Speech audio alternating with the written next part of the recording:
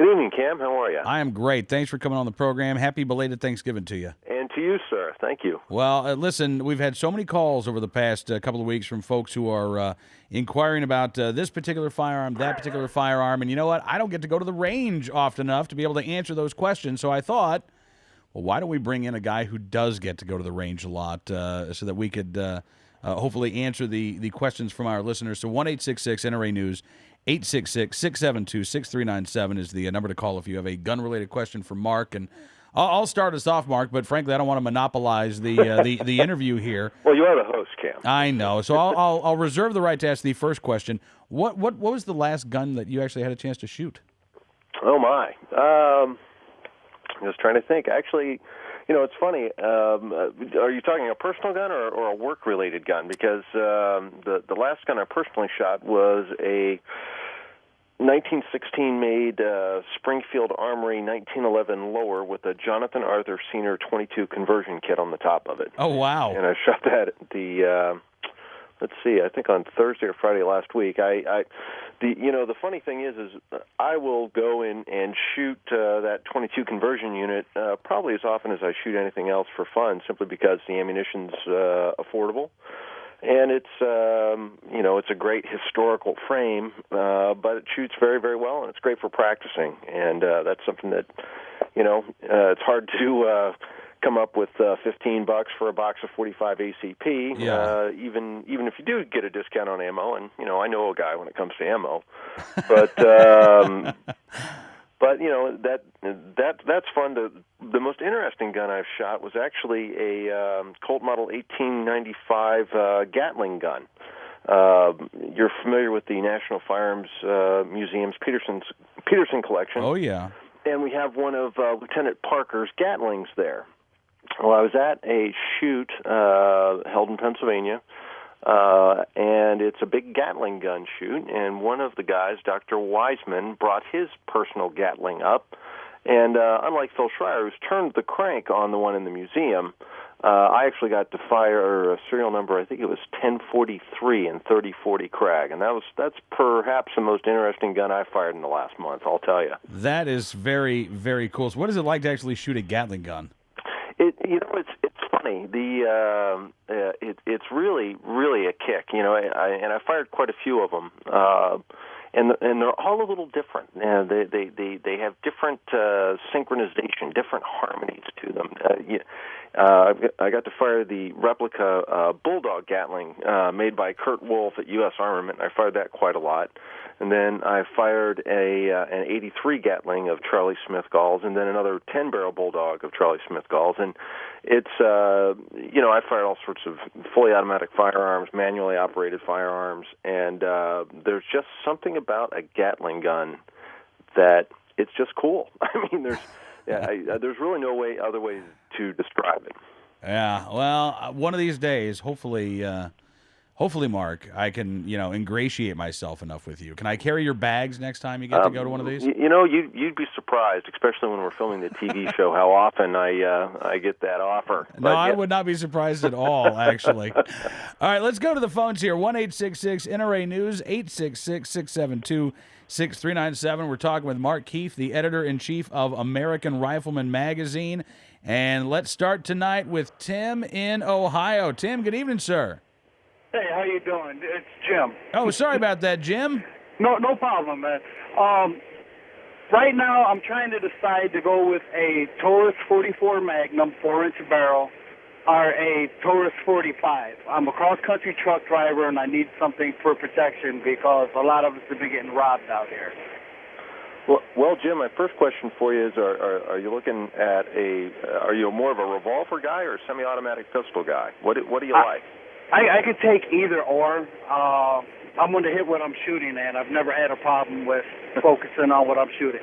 Sure. Now, would this be a firearm that you'd have in the truck with you, or would this be a gun that you'd carry on your person? Both.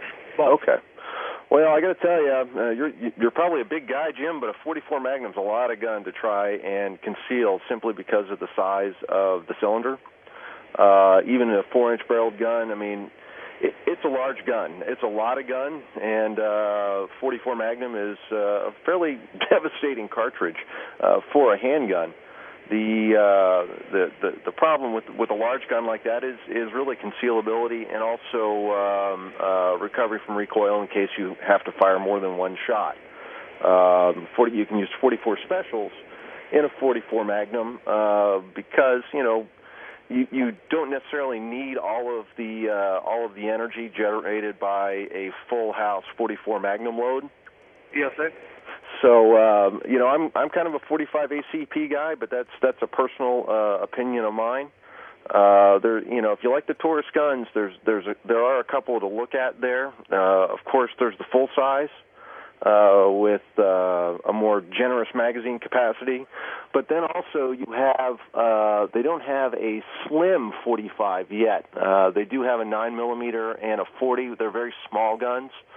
Very easily concealed, but you don't have as much sight radius. So the Taurus does make a 1911, the PT 1911, which is, of course, the Brazilian forged version of the John Moses Browning Classic. So, if you're comfortable with a semi-automatic pistol, it does give you a little more magazine capacity. With a 1911, you're looking at 7-8 rounds. Then there are also the smaller Millennium series double-action only guns that Taurus does. So, there's also, of course, the full-size guns. I forget what they call them now. It started off as the OSS series. See, that's my problem. Is I'm very unhappy with the 9mm. I mean, they just don't have enough stopping power for. I want stopping power.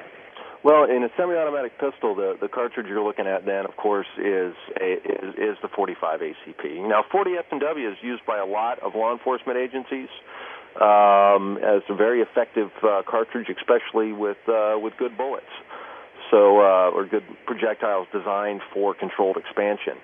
But if you're a big bore guy, you're looking at 45 ACP. All right. Hey, Jim. I appreciate it, sir. Thanks very much for the phone call, sir. Jim calling in from Ohio. Let's talk to Doug, who is in Illinois this evening. Doug, welcome, sir, to Cam & Company. Good evening, sir. How are you? Excellent. Do you have a question for Mr. Mark Keefe, the editor-in-chief of American Rifleman? Yes, sir. Lewis Machine Tool, LMT, makes a 308. Yes, I was wondering if he had any information on that. Yeah, as a matter of fact, Carl Lewis we did an article on him last year by Chris Bartacci, who's the author of The Black Rifle 2, and I've got another article coming up on Lewis Machine and Tool from Bartacci, and he did an evaluation of the 7.62 or 308 rifle that Lewis Machine and Tool does for the British Army. The British Army was looking for an enhanced battle rifle, and through a very serious selection process, they selected the LMT, and I'm afraid I don't have my notes on it here on the actual designation, but I think very highly of Carl Lewis's company, of his work. It's very much a precision machining company. Carl Lewis is the guy who came up with the entire monolithic rail platform on the commercial side. And, he's got a lot of serious machinery, and it takes a very long time to cut one of those receivers. He's got a piston gun as well as as an impingement gun, and I'm not sure on the 308. I fired one of the guns, and I want to say it was an impingement gun, but I've only fired one of them. But I think quite a lot of them. They're not inexpensive rifles, but from everything that I can tell, they are worth every penny. Well, not really worried about the money. I'm just worried about the quality and the reliability more than anything else. Well, as I said, when it comes to 308 AR-10 style rifles, for lack of a better term, there have been quite a few of them over the years. One thing you have to look at very carefully are magazines, whether the magazines work well, and the guns that are offered today. They're dedicated magazine. Carl Lewis has his own magazine, and they work very, very well. When you're looking at conversions of FAL mags or something like that, Sometimes there are some magazine catch issues where the location point isn't exactly where it should be on the magazine itself. So in terms of reliability, the Lewis machining tool, the 308 I fired extremely reliably. The 5.56 I fired, again, no issues whatsoever. And as I said, the British Army thought it was the best in the world. They just bought it. All right, I appreciate it. All right. Appreciate your information, and thanks, Cam. I appreciate your show. I listen every night. I'm a truck driver. Well, Doug, thank you, sir, for tuning in, and safe travels to you, sir. Appreciate the phone call.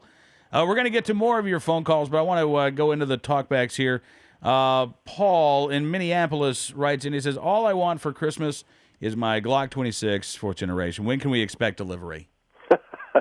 Well, we've got one at the office, but where the rest of them are, I couldn't really tell you. Santa came early for American Rifleman. No. Actually, I hate to say this. I'm not sure which model it is. I don't know if it's a 26. It's come in, and to be honest, Cam, I've been so busy filming television, I haven't had a chance to look at it. I saw that the 4th generation Glock with the panels and all the bells and whistles was here, but I have not personally handled it yet. So.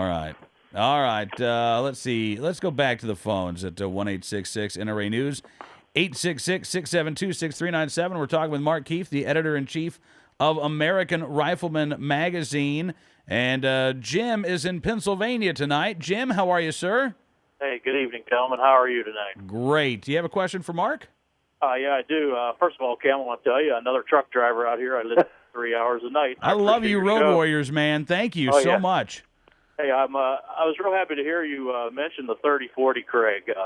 I inherited one from my uncle, and it has a marking on it, U.S. and 1898 on it. Mm-hmm. And I shot it one time, and it bloodied my nose, and I swore I'd never shoot it again. Or if you could tell me a little bit about possibly the markings on that rifle, and tell me a little bit about it. Yeah, the Krag is interesting because it was the first U.S. military small-bore smokeless powder gun. Up until, in that period after the Civil War, you had the Erskine S. Allen conversion of the Civil War rifle musket that eventually turned into its own rifle, the 1873 trapdoor. And the period from the late 1880s up until the 1890s was just a time of incredible innovation when it came to small arms. You had the French come up with smokeless powder, the Poudre B, Paul Viel, and all of a sudden all the other military technology was basically obsolete when it came to small arms. So with smokeless powder, you ended up getting a smaller projectile moving at a higher velocity. And the first U.S. military gun was the Krag. Now, the thing about the Krag is it's a 30 caliber bullet, but they actually they hadn't really figured out this whole smokeless powder thing. So it was the nomenclature really dates back to the previous black powder in terms of the grain weight, and it's a rimmed cartridge, and the thing about the Krag, though, that's very interesting is the magazine system. You've got this box on the side, and literally you hit this protrusion on the box, and it opens it up, and you dump the cartridges in there like it's like a coin purse or something, and then you close it up. The thing about the Krag is they started making them in 1892. There's quite a few variations of the gun, the 92, 96. All made at the U.S. U.S. Springfield Armory, to the best of my knowledge, and really they made them up through 1901. They knew that they had a problem with the Krag. You had things like the charger loading Mauser out there. Of course, the Spaniards that we fought against during the Spanish-American War, they had clip loading Mausers in 7x57, and here we have American troops, if you're lucky, you're carrying a Krag rifle that you have to individually dump the cartridges into this just wacky magazine on the side. So not knowing, the exact barrel length, I can't, obviously I can't hold it closer to the phone. You can't, I'm not sure exactly which model it is, but probably it's an 1898, 1896 perhaps. But certainly a great piece of American firearms history. Well, thanks a lot. It does have that side where you dump the bullets, the cartridges in, and Yeah, I appreciate the information. Thanks. Yeah, and next time, don't creep the stock so much. Get back off there a little bit. Hey, Jim, thanks so much for the phone call. All right, Mark, I hate to impose on you, sir, but we've got loaded lines here, and we've got another segment that is available. Would you mind sticking around for a few more minutes? No, I don't mind, Cam. Is this kind of what you had in mind? This is great. Absolutely. Okay. Let's see. One line open right now at 866 NRA News, 866-672-6397. You want to hop on in. We will take more of your phone calls, more of your talkbacks as well. Mark Keefe, the editor-in-chief of American Rifleman magazine, is with us. Your chance to ask an expert. Keep it right here. There is more Cam and Company on the way on NRAnews.com and Sirius XM Patriot.